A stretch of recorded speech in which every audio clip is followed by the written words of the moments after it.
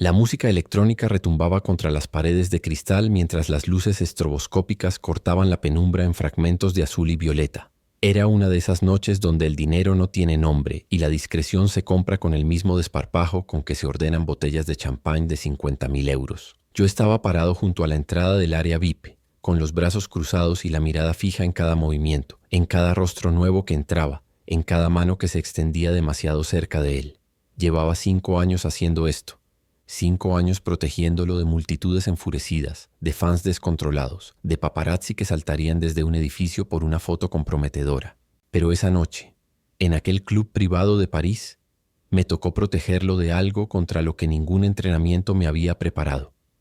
La verdad, él estaba sentado en el sofá de cuero blanco del centro, rodeado de su círculo más íntimo. Reía con esa risa contagiosa que había visto millones de veces en conferencias de prensa y celebraciones. A su alrededor, modelos, empresarios, futbolistas de otras ligas, influencers con millones de seguidores. Todos querían un pedazo de su tiempo, una foto, una anécdota que contar. Yo conocía cada nombre, cada cara, cada intención. Era mi trabajo. Pero había alguien más aquella noche, alguien que no debía estar ahí. Una mujer de cabello oscuro y mirada serena, vestida con elegancia discreta, casi invisible entre tanto brillo. Ella no buscaba fotos ni atención, solo lo miraba. Y él, cuando creyó que nadie prestaba atención, le devolvió esa mirada con una intensidad que conocía demasiado bien. El aire cambió en ese instante. Fue sutil, imperceptible para todos menos para mí. Llevaba años estudiando cada gesto suyo, cada cambio en su lenguaje corporal. Sabía cuándo estaba feliz de verdad y cuándo solo actuaba para las cámaras. Sabía cuándo estaba nervioso, incómodo, emocionado. Y en ese momento vi algo que nunca había visto antes. Miedo y deseo entrelazados en la misma expresión. Me acerqué 2 pasos, lo suficiente para mantener mi posición, pero también para escuchar si me necesitaba. Entonces ella se levantó, caminó hacia el pasillo trasero que llevaba a las salas privadas, y él, después de intercambiar algunas palabras con sus amigos más cercanos, hizo lo mismo. Nadie más lo notó. La música era demasiado fuerte, las conversaciones demasiado animadas, el alcohol demasiado generoso. Pero yo lo vi, y en ese momento tuve que tomar una decisión que marcaría no solo su vida, sino también la mía. ¿Lo seguía? ¿Mantenía la distancia profesional que siempre había respetado? ¿O hacía lo que mi instinto de protección me gritaba que hiciera? Elegí seguirlo, no porque desconfiara de él, sino porque en mi mundo cada segundo de descuido puede convertirse en la portada de un escándalo. Caminé por el pasillo con pasos medidos, manteniéndome en las sombras, consciente de que si él me veía podría interpretarlo como una violación a su privacidad. Pero también sabía que mi trabajo no era solo proteger su cuerpo, sino su imagen, su carrera, su legado. Llegué hasta la puerta entreabierta de una de las salas privadas. Desde mi posición podía ver solo un fragmento del interior, pero era suficiente. Ellos estaban ahí, de pie a frente, tan cerca que el espacio entre ambos parecía cargado de electricidad. Hablaban en voz baja, casi susurrando, pero el tono era urgente, desesperado. No pude escuchar las palabras exactas, pero reconocí la emoción. Era la conversación de 2 personas que se conocían desde hacía mucho tiempo, que compartían algo profundo, algo que no podía salir a la luz. Entonces él extendió la mano y tocó su rostro con una ternura que contrastaba brutalmente con la imagen del jugador invencible que el mundo conocía. Y fue en ese instante cuando comprendí que lo que estaba presenciando no era una aventura pasajera, no era el capricho de una noche de excesos. Era algo real, algo que había estado oculto durante meses, quizás años, algo que si se revelaba podría destruir todo lo que él había construido. Me alejé de la puerta en silencio, regresé al área principal y retomé mi posición como si nada hubiera pasado. Pero por dentro algo había cambiado. Yo, que había sido testigo de peleas, de caídas, de victorias imposibles, ahora cargaba con un secreto que no me pertenecía, pero que de alguna manera se había convertido en mío también. Durante las semanas siguientes actué como siempre, profesional, distante, eficiente. Lo acompañaba a entrenamientos, a partidos, a eventos publicitarios. Sonreía cuando debía sonreír, permanecía serio cuando la situación lo requería. Pero cada vez que lo veía en conferencias de prensa, hablando de su familia, de sus valores, de su compromiso, sentía un peso en el pecho. No era juicio, no era decepción, era la carga de saber algo que nadie más sabía, de ser el guardián involuntario de una verdad que podría cambiar la narrativa de una de las estrellas más brillantes del fútbol mundial. La vi de nuevo 2 meses después, esta vez en un restaurante privado en el sur de Francia. Él había organizado una cena íntima, supuestamente solo con amigos cercanos. Yo estaba afuera, vigilando la entrada, cuando ella llegó en un auto sin conductor, sin séquito, sin el despliegue que caracterizaba a las personas en su círculo.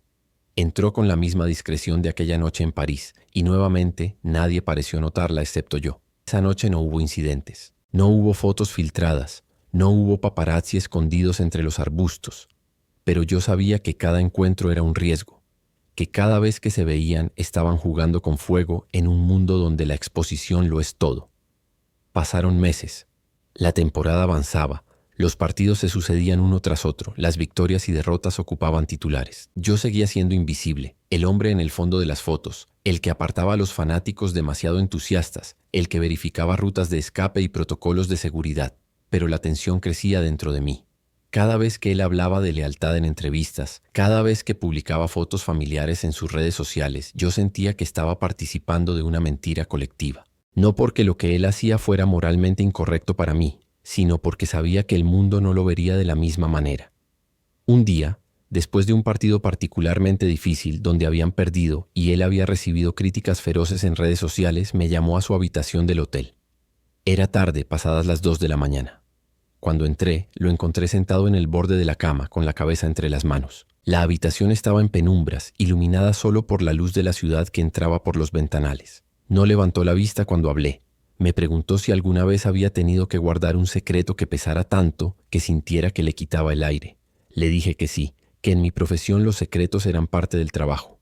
Entonces levantó la mirada y me vio realmente, quizás por primera vez en los 5 años que llevábamos trabajando juntos. Me dijo que confiaba en mí más que en nadie, que yo era la única persona que lo había visto en sus peores y mejores momentos sin juzgarlo.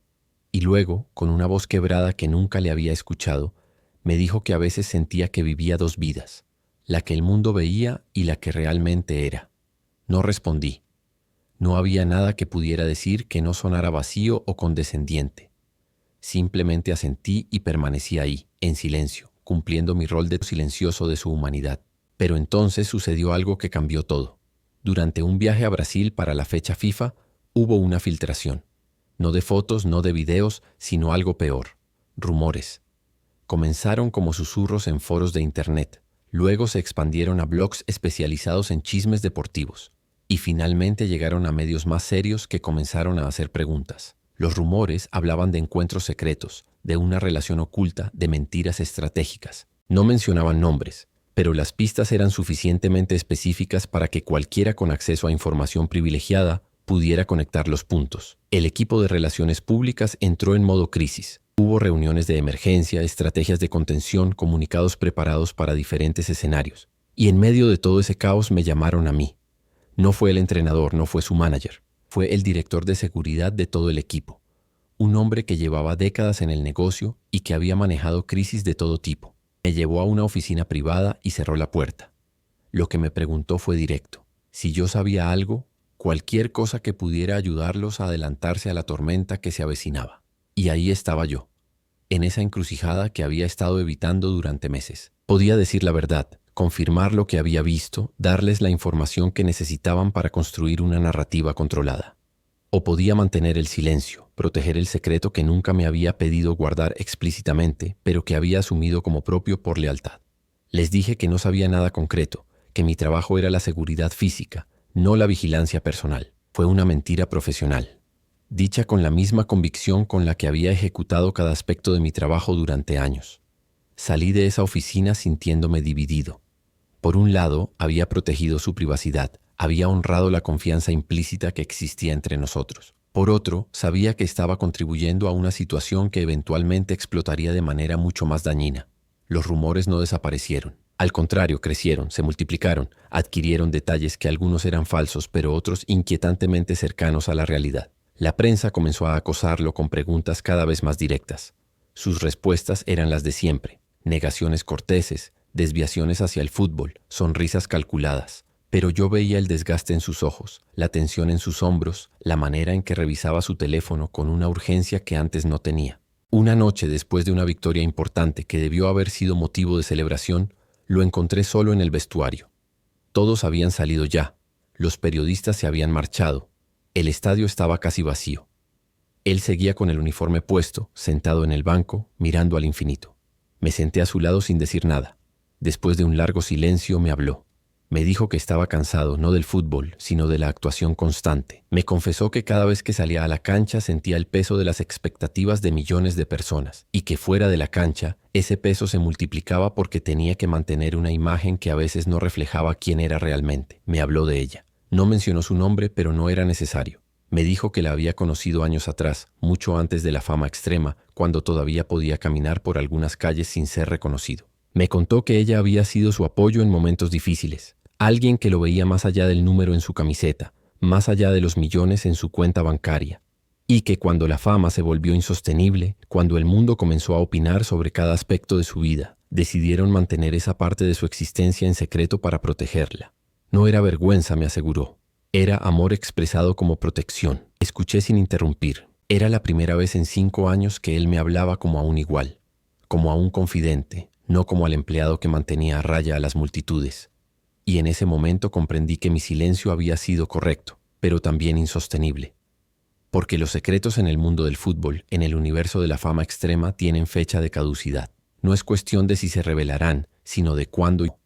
Y yo, sin quererlo, me había convertido en una pieza clave de ese inevitable desenlace. ¿Desde qué país estás escuchando esta historia? Porque lo que estoy a punto de revelarte no solo sacudió al mundo del fútbol, sino que cambió para siempre mi perspectiva sobre lo que significa proteger a alguien. La explosión llegó de la manera más inesperada. No fue un paparazzi ni un periodista de investigación. Fue alguien de su propio círculo, alguien que había sido cercano pero que se sintió traicionado por razones que nunca terminé de entender completamente. Esta persona vendió información a un medio sensacionalista y aunque no tenía pruebas fotográficas, tenía suficientes detalles de lugares, fechas y situaciones como para hacer la historia creíble. El artículo salió un martes por la mañana. Para la tarde, era tendencia mundial. Las redes sociales explotaron. Los memes, las teorías conspirativas, los juicios morales se multiplicaban por millones cada hora. El equipo decidió hacer una conferencia de prensa de emergencia. Yo estaba ahí, como siempre, en el fondo de la sala, vigilando, pero esta vez no buscaba amenazas físicas, sino emocionales. Lo vi entrar con esa máscara de serenidad que había perfeccionado durante años, sentarse frente a los micrófonos y enfrentar las preguntas más duras de su carrera. Negó algunas cosas, admitió otras de manera vaga, pidió respeto por su vida privada. Fue una actuación magistral de manejo de crisis. Pero yo sabía que por dentro se estaba desmoronando. Esa noche, después de la conferencia, hubo otra reunión de emergencia. Esta vez solo con el círculo más íntimo. Su manager, el director de Relaciones Públicas, 2 abogados y yo. Necesitaban hacer control de daños, identificar filtraciones, decidir los siguientes pasos. Y nuevamente todas las miradas se volvieron hacia mí. El director de seguridad fue más directo esta vez. Me preguntó específicamente qué había visto aquella noche en París y luego en el restaurante del sur de Francia, y en cualquier otro momento que pudiera ser relevante para construir una defensa coherente. Y ahí, en esa sala de hotel convertida en centro de operaciones de crisis, tomé la decisión más difícil de mi carrera profesional. Les conté todo. No como un chisme, no como una traición, sino como el testimonio profesional de alguien cuyo trabajo era observar y proteger. Les describí los encuentros que había presenciado, el cuidado con el que él había tratado de mantener esa parte de su vida privada, la humanidad que había visto en esos momentos cuando creía que nadie miraba. Les di los hechos sin juicio, sin dramatismo, con la misma precisión con la que escribía mis reportes de seguridad. La sala quedó en silencio cuando terminé.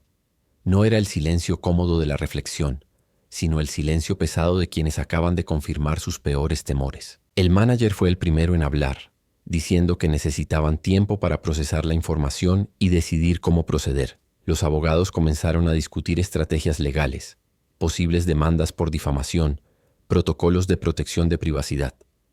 Y él, el centro de toda esta tormenta, simplemente se levantó y salió de la habitación sin decir palabra. Lo seguí porque era mi trabajo, pero también porque sabía que en ese momento no necesitaba un guardaespaldas, sino un ser humano que comprendiera por lo que estaba pasando. Lo encontré en la terraza del hotel, mirando la ciudad iluminada abajo, con las manos apoyadas en la barandilla y la postura de alguien que carga un peso invisible. No me dijo nada cuando me paré a su lado. Pasaron varios minutos antes de que hablara. Me preguntó si creía que había hecho lo correcto al tratar de proteger esa parte de su vida.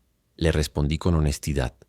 que no había respuestas correctas en situaciones donde la intimidad se convierte en mercancía pública, donde cada decisión tiene un costo que otros evalúan sin conocer el contexto completo. Me confesó que lo más difícil no era enfrentar al mundo, sino enfrentar a su familia, a las personas que lo amaban y que ahora tendrían que lidiar con el escrutinio público, con las preguntas incómodas, con los juicios de desconocidos. Me dijo que la fama era una bendición y una maldición entrelazadas de manera tan compleja que a veces olvidaba dónde terminaba una y comenzaba la otra, y que en todo este tiempo lo único que había querido era mantener un espacio donde pudiera ser simplemente él, sin expectativas, sin cámaras, sin la presión de ser perfecto. Los días siguientes fueron un caos controlado. Más artículos, más especulaciones, más análisis de expertos que nunca lo habían conocido pero que se sentían calificados para diseccionar cada aspecto de su vida. Las marcas comenzaron a revisar sus contratos. Algunos patrocinadores se distanciaron públicamente.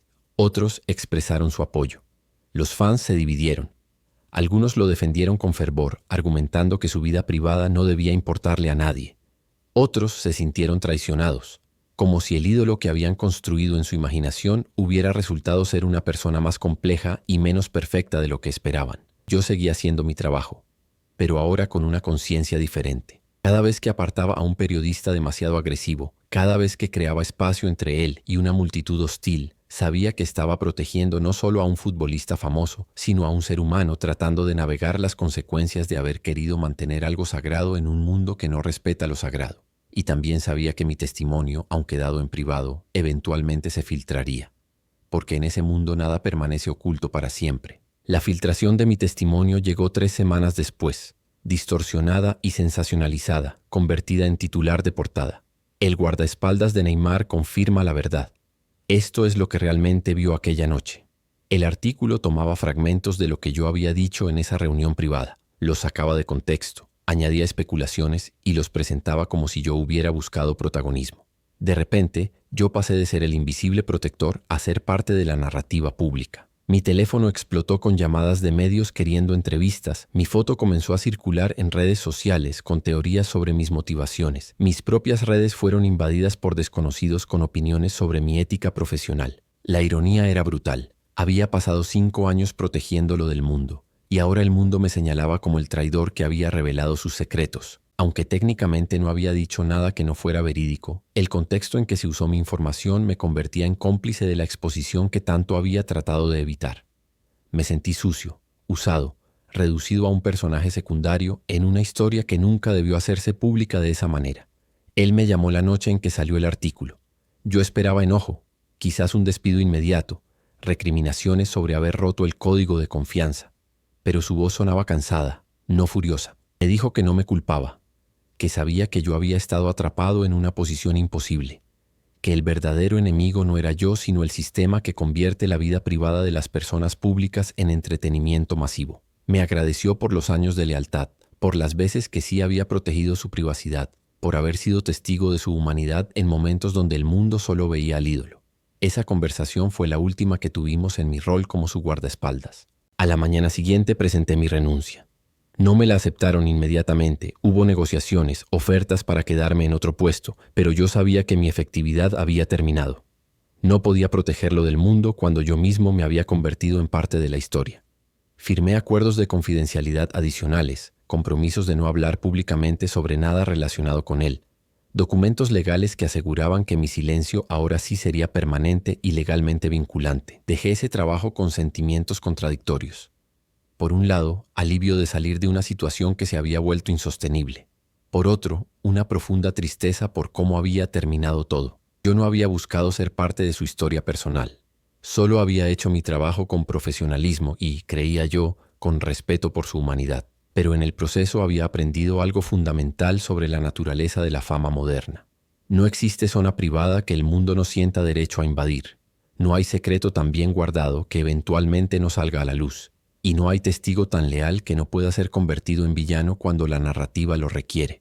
Si esta historia te está dejando sin palabras, déjalo saber en los comentarios. Porque lo que viene ahora es la reflexión que cambió para siempre mi forma de entender qué significa realmente proteger a alguien. Pasaron meses antes de que pudiera procesar completamente lo que había vivido.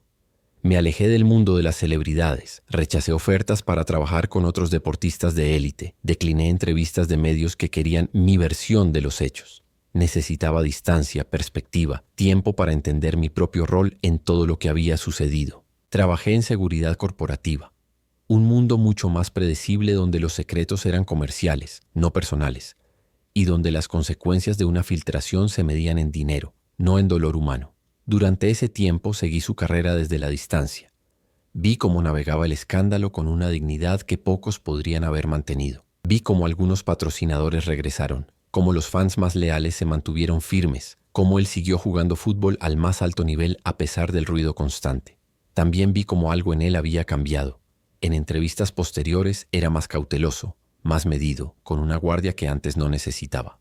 La espontaneidad que lo había hecho tan querido se había templado con una conciencia más aguda de que cada palabra, cada gesto, podía ser malinterpretado y convertido en titular. Pensé mucho sobre aquella noche en París, el momento que había desencadenado todo. Me pregunté qué habría pasado si no lo hubiera seguido, si hubiera respetado su privacidad de manera absoluta. ¿Se habría revelado el secreto de todas formas? Probablemente sí.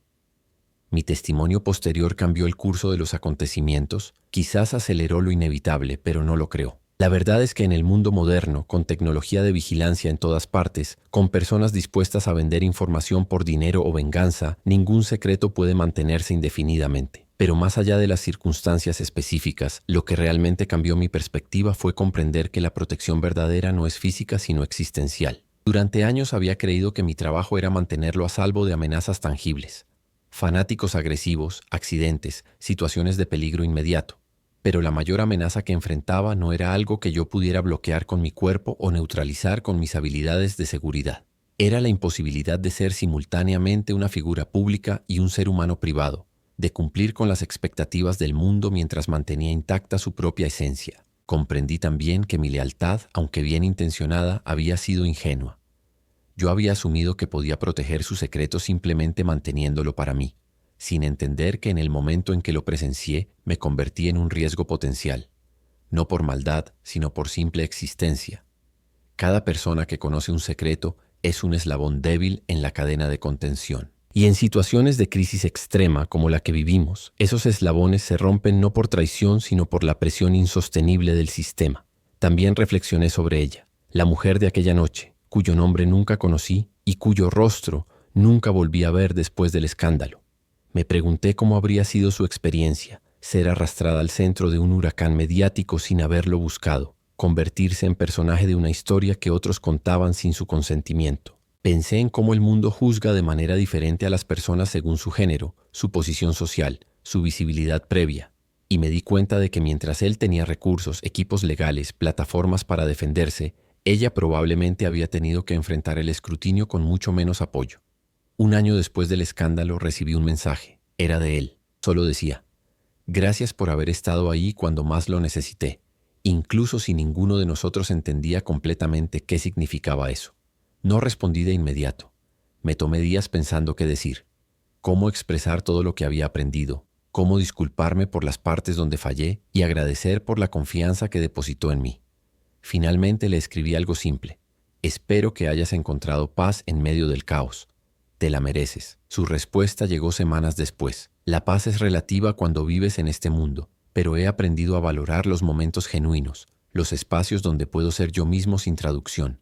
Gracias por haber sido parte de esos espacios». Ese intercambio breve fue nuestro cierre, la manera en que ambos reconocimos que habíamos compartido algo significativo, doloroso y finalmente transformador. Ahora, cuando veo partidos de fútbol y observo a las superestrellas en la cancha, veo algo que antes no veía.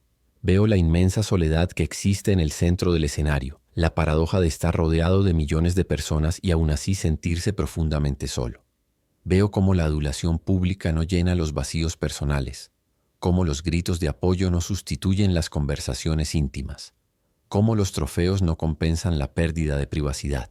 Y me pregunto cuántos de esos jugadores tienen también sus propias versiones de aquella noche en París, sus propios secretos que cargan con la esperanza de que nunca salgan a la luz. La fama, descubrí, no es el premio que parece ser desde fuera. Es un contrato fáustico donde intercambias autenticidad por adoración, intimidad por influencia, normalidad por eternidad.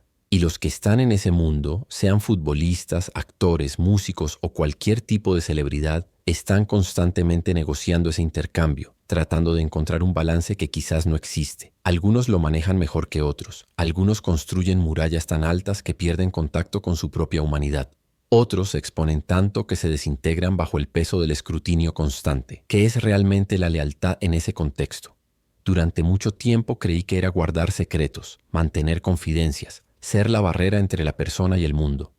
Pero ahora creo que la lealtad verdadera es más compleja. Es reconocer la humanidad completa del otro, incluyendo sus contradicciones, sus necesidades de privacidad, sus errores, sus vulnerabilidades. Es estar presente sin juzgar, proteger sin asfixiar, respetar sin idolatrar. Y a veces, paradójicamente, es saber cuándo alejarse para no convertirse en parte del problema.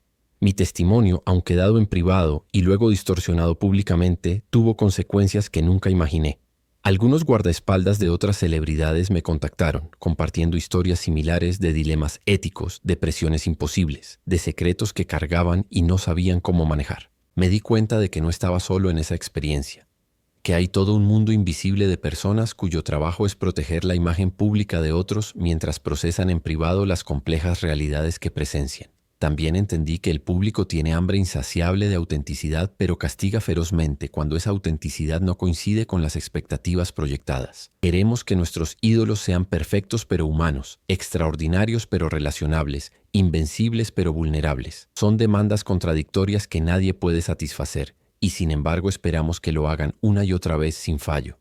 Y cuando inevitablemente fallan, porque son humanos después de todo, los destrozamos con la misma intensidad con que antes los elevamos. El escándalo de aquella noche reveló algo más que un secreto personal. Reveló la naturaleza misma de cómo consumimos la fama en el siglo XXI. Ya no nos conformamos con admirar el talento, queremos acceso total a la persona detrás del talento. Exigimos transparencia absoluta, mientras simultáneamente juzgamos cada revelación. Creamos dioses de personas ordinarias que tienen dones extraordinarios y luego nos sentimos traicionados cuando descubrimos que esos dioses sangran, dudan, aman, ocultan, mienten, sobreviven como todos los demás. El fútbol, ese juego hermoso que une culturas y genera pasiones incomparables, se convirtió para mí en metáfora de algo más grande. En la cancha todo está claro, las reglas, los objetivos, la manera de medir el éxito. Pero fuera de la cancha, en la vida real de quienes juegan ese juego, las líneas son borrosas, las reglas cambian constantemente, y no hay árbitro que pueda marcar con certeza qué es justo y qué no lo es. Yo había pasado años en el borde de esa cancha invisible, tratando de mantener el orden, de proteger los límites, de asegurar que el juego continuara. Pero había aprendido que algunos aspectos de la vida humana simplemente no se pueden proteger, solo testificar. Ahora vivo una vida más simple, más anónima, más honesta en su falta de espectacularidad. Trabajo, tengo relaciones normales, camino por la calle sin que nadie me reconozca ni me pregunte sobre aquellos años. A veces extraño la adrenalina, la sensación de estar en el centro de eventos importantes, de ser parte de algo más grande que yo mismo. Pero no extraño la carga, el peso moral de ser testigo de verdades que no me correspondía conocer. La imposibilidad de ser neutral en situaciones donde cada acción o inacción tenía consecuencias profundas. Si pudiera regresar a aquella noche en París con lo que sé ahora, ¿haría algo diferente? Es la pregunta que me persigue en momentos de insomnio. Quizás no lo habría seguido al pasillo, habría mantenido mi distancia profesional absoluta, pero entonces me pregunto si eso habría sido realmente protección o simplemente evasión de responsabilidad. Quizás habría hablado con él directamente después, expresado mis preocupaciones sobre los riesgos que estaba tomando, pero eso habría sido cruzar otra línea, la del empleado que se siente con derecho a opinar sobre las decisiones personales del empleador. La verdad incómoda es que probablemente no hay respuesta correcta. Estábamos todos atrapados en un sistema que convierte la vida privada en producto comercial, que monetiza la intimidad, que premia la exposición y castiga simultáneamente la vulnerabilidad. Yo era solo una pieza pequeña en esa maquinaria, tratando de hacer lo mejor que podía con las herramientas limitadas que tenía.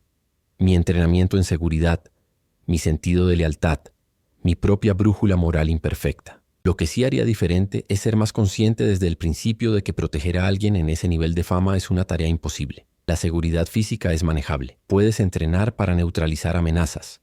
Puedes crear protocolos para escenarios de riesgo, puedes construir barreras físicas entre la persona y el peligro. Pero la seguridad emocional, psicológica, existencial de alguien que vive bajo escrutinio constante es algo que ningún guardaespaldas puede garantizar. Requiere un tipo diferente de protección. Terapia, espacios genuinos de privacidad, límites personales claros, la capacidad de decir no incluso cuando el mundo espera sí constante. El fútbol continúa, las temporadas se suceden, nuevas estrellas emergen, nuevos escándalos capturan la atención pública. Él sigue jugando, quizás más maduro, seguramente más cauteloso, probablemente más consciente del precio que se paga por la gloria. Yo sigo mi camino, llevando conmigo las lecciones aprendidas, las cicatrices invisibles de haber estado demasiado cerca del sol sin quemarme del todo, pero no sin sentir el calor extremo. A veces me pregunto qué habrá sido de ella, si logró reconstruir su privacidad, si el escándalo la marcó permanentemente o si encontró manera de seguir adelante. Pienso en todas las personas que orbitan alrededor de las celebridades, desde guardaespaldas como yo, hasta asistentes, managers, amigos, familiares. Todos cargamos pedazos de sus historias, fragmentos de verdad que juntos forman un mosaico complejo que el público nunca ve completo. Y todos tenemos que decidir día tras día qué hacer con esos fragmentos. Cómo honrar la confianza mientras mantenemos nuestra propia integridad. Hay una escena que regresa a mi mente con frecuencia. No es de aquella noche en París, sino de un momento mucho más simple. Fue después de un partido importante que habían ganado. Él había marcado un gol espectacular. El estadio había explotado en celebración. Los compañeros lo habían rodeado en abrazo colectivo, pero después, cuando todos se habían ido y el estadio estaba casi vacío, yo lo encontré sentado solo en el túnel de salida, todavía con el uniforme puesto, mirando hacia la cancha vacía. Le pregunté si estaba bien. Me dijo algo que nunca olvidaré.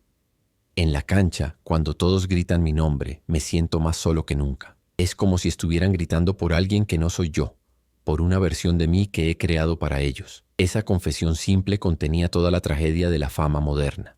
La soledad en medio de la multitud, la actuación constante, la distancia entre la imagen pública y el ser privado. Y comprendí que mi trabajo, en su esencia más profunda, no era solo protegerlo de los fanáticos o los paparazzi, sino crear espacios donde pudiera bajar esa máscara, aunque fuera por momentos breves. Espacios donde pudiera ser simplemente él, sin el peso de las expectativas, sin la obligación de ser extraordinario. Suscríbete a este canal para descubrir más secretos del fútbol que nadie se atreve a contar. Porque esta historia, aunque única en sus detalles, es representativa de una verdad más amplia sobre el precio de la fama y la imposibilidad de mantener la privacidad en la era de la información total. El legado de aquella noche no es solo el escándalo que provocó o las lecciones que aprendí, es también una invitación a repensar nuestra relación como sociedad con las figuras públicas. ¿Tenemos derecho a saber todo sobre ellos simplemente porque admiramos su talento?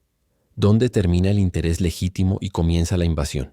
¿Quiénes somos nosotros para juzgar decisiones personales de personas cuyas circunstancias nunca experimentaremos? Estas preguntas no tienen respuestas fáciles, pero merecen ser formuladas con más frecuencia y honestidad.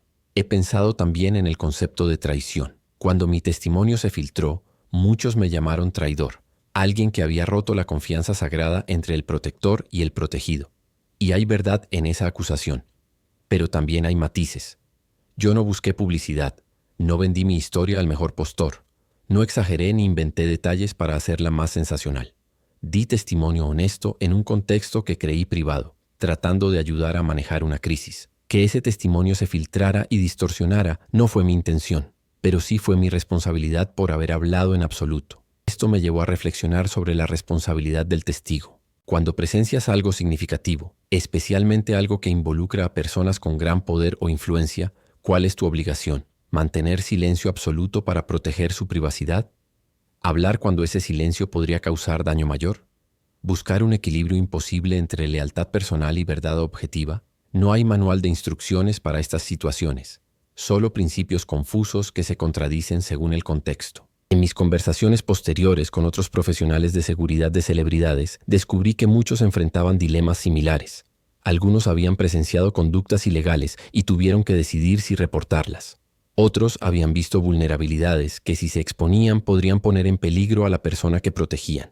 Todos cargaban con el peso de saber demasiado, de ser custodios de información que podría destruir carreras, familias, legados. Y todos tenían que encontrar maneras de vivir con ese peso sin que los consumiera. Una de las cosas más dolorosas del proceso fue perder no solo el trabajo, sino también la identidad profesional que había construido durante años. Yo me enorgullecía de ser bueno en lo que hacía, de haber protegido a una de las figuras más reconocidas del deporte mundial, de haber manejado situaciones peligrosas con profesionalismo. Pero después del escándalo, esa identidad se manchó. Ya no era el guardaespaldas competente, sino el hombre que reveló los secretos de su cliente. No importaba el contexto, no importaban los matices.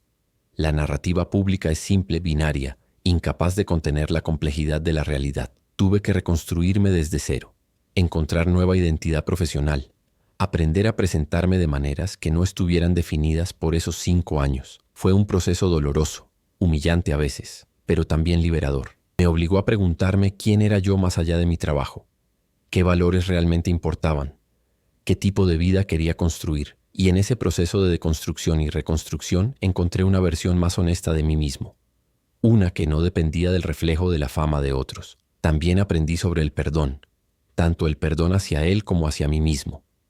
Hacia él por las veces que lo juzgué internamente, por los momentos donde mi lealtad flaqueó mentalmente aunque no en acción. Hacia mí mismo por no haber sido perfecto en una situación que no tenía soluciones perfectas, por haber cometido errores de juicio que parecían razonables en su momento, pero que en retrospectiva pudieron haberse manejado mejor. El perdón no borra las consecuencias, pero permite vivir con ellas sin que te destruyan. Hay algo profundamente humano en la necesidad de contar historias sobre las personas que admiramos. Desde tiempos antiguos hemos creado mitos alrededor de héroes, cantado sus hazañas, exagerado sus virtudes, minimizado sus defectos. En la era moderna, esa necesidad no ha desaparecido, solo ha cambiado de forma. Ahora los héroes son deportistas, actores, músicos. Y nosotros, el público, construimos narrativas alrededor de ellos que dicen más sobre nuestros propios deseos y miedos que sobre quiénes son realmente esas personas. El escándalo de aquella noche fue, en cierto sentido, el choque inevitable entre la narrativa construida y la realidad compleja.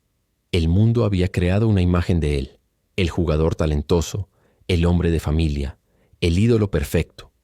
Cuando la realidad resultó ser más complicada, más humana, menos alineada con la narrativa, el sistema tuvo que ajustarse. Algunos reescribieron la narrativa para acomodar la nueva información. Otros rechazaron la nueva información para mantener la narrativa intacta. Y la mayoría simplemente consumió el drama sin reflexionar demasiado sobre las implicaciones más profundas. Pero yo, habiendo estado ahí, habiendo visto la humanidad detrás de la imagen, no puedo participar de esa simplificación. Sé que las personas son complejas, que toman decisiones por razones múltiples y a veces contradictorias, que el amor y el deseo no siguen guiones predecibles, que mantener la integridad personal en medio de presiones extremas es casi imposible. Y sé que reducir todo eso a titulares sensacionalistas o juicios morales simples es hacer violencia a la verdad. A veces imagino un mundo diferente, uno donde las celebridades pudieran mantener zonas genuinas de privacidad, donde el público aceptara que admirar el talento de alguien no da derecho a conocer cada detalle de su vida personal, donde los medios respetaran límites éticos más claros. Pero ese mundo no existe, y quizás nunca existirá mientras la atención sea moneda de cambio y la intimidad ajena sea entretenimiento masivo. Lo que sí puedo hacer es contar mi historia, no para vender un libro o ganar notoriedad, sino para ofrecer perspectiva desde adentro del sistema. Para mostrar que detrás de cada escándalo hay personas reales con emociones reales, consecuencias reales, dolor real. Que los testigos como yo no somos villanos ni héroes, solo humanos tratando de navegar situaciones imposibles. Y que quizás, si entendemos mejor la mecánica de cómo se construyen y destruyen las reputaciones, podamos ser un poco más compasivos, un poco menos rápidos para juzgar, un poco más conscientes del daño que pueden causar nuestro consumo insaciable de drama ajeno. Mirando hacia atrás ahora, con la distancia que dan los años y la perspectiva que da la reflexión profunda, veo aquella noche en París no como el error que cambió todo, sino como el momento inevitable donde las contradicciones insostenibles del sistema finalmente colisionaron. Si no hubiera sido esa noche, habría sido otra. Si no hubiera sido yo como testigo, habría sido alguien más. El sistema de fama moderna está diseñado para exponer, para consumir, para convertir lo privado en público. Los individuos atrapados en ese sistema, sean celebridades o quienes trabajan con ellas, solo pueden retrasar lo inevitable, no prevenirlo. Pero en ese retraso, en esos momentos de privacidad protegida, existe algo valioso. Existe la posibilidad de ser humano en un mundo que constantemente te pide ser más que humano. Existe la oportunidad de amar, dudar, fallar, aprender lejos de los reflectores. Existe la dignidad de mantener algo sagrado en un mundo que sacraliza todo para después profanarlo. Si mi trabajo durante esos 5 años contribuyó aunque fuera un poco a crear esos espacios, entonces valió la pena, a pesar del costo final. La historia no termina con finales nítidos. Él continúa su carrera, navegando las aguas turbulentas de la fama con las lecciones aprendidas. Yo continúo mi vida, llevando las cicatrices y la sabiduría adquirida de esos años intensos. Y entre nosotros queda ese vínculo extraño que une a personas que compartieron algo significativo, doloroso y transformador, aunque nunca volvamos a hablar. Es el vínculo del testigo y el testimoniado, del protector y el protegido, del humano que vio la humanidad del otro en su forma más vulnerable. Si hay una lección final que quisiera compartir, es esta. La próxima vez que consumas una historia sobre un escándalo de celebridades, recuerda que detrás de los titulares hay personas reales cuyas vidas se están despedazando en tiempo real. Que cada clic, cada share, cada comentario mordaz contribuye a una máquina que tritura humanidad para producir entretenimiento. Que tú, como consumidor de estas historias, tienes poder para demandar mejor periodismo, más compasión, mayor respeto por la privacidad. Y que el simple acto de pausar antes de juzgar, de considerar contextos antes de condenar, de reconocer complejidad antes de simplificar, puede hacer diferencia. La noche que cambió todo no fue solo aquella en París cuando presencié un secreto. Fue todas las noches siguientes cuando tuve que decidir qué hacer con ese conocimiento, cómo vivir con esa carga, qué tipo de persona quería ser en medio de presiones imposibles. Y aunque el resultado final no fue perfecto, aunque cometí errores y hubiera cosas que haría diferente, puedo decir con honestidad que intenté, en cada momento, equilibrar lealtad con integridad, protección con honestidad, profesionalismo con humanidad. Esa es mi historia. No la versión sensacionalizada que apareció en titulares, no la narrativa simplificada que circuló en redes sociales, sino la verdad compleja, matizada, incómoda de lo que realmente sucedió cuando estuve demasiado cerca del sol y traté de proteger a alguien cuya luz era tan intensa que eventualmente quema a todos los que se acercan demasiado. Es una historia sin héroes ni villanos, solo personas imperfectas haciendo lo mejor que pueden en circunstancias extraordinarias. Y quizás al final, eso es lo más honesto que se puede decir sobre cualquiera de nosotros.